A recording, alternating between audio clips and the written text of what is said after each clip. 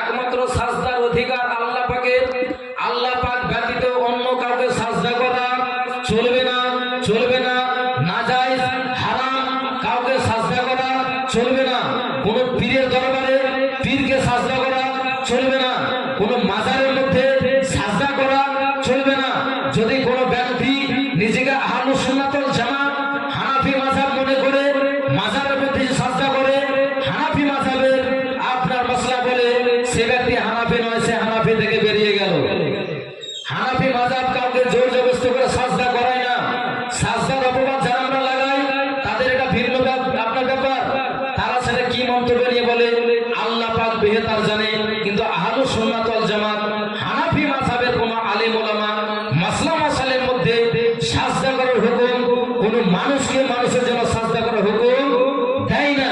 এবার যারা অপবাদ ছড়াবে তারা জিনিসটা নিয়ে ভুগবে।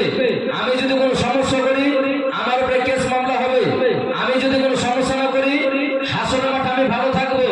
যারা অপবাদ লাগিয়ে বাড়াবে তার উপরে হাসরের মাঠে আপনার বিচার চলবে, যারা লাগাবে না তার উপরে নয়। রাসূল পাক আমার হকটাকে প্রকাশ করছেন। মানুষকে সাজদা নয়, কাউকে সাজদা নয়, সাজদার অধিকার একমাত্র আল্লাহ পাক। আর সেই আল্লাহকে সাজদা করতে হবে। সেই আপনার এই ঘোষণা শুনে আরবি বলছেন, হুজুর আমি বুঝে গিয়েছি, তাহলে আপনার কাছে একটা আমি আবেদন করতে চাই। বলে কি আবেদন?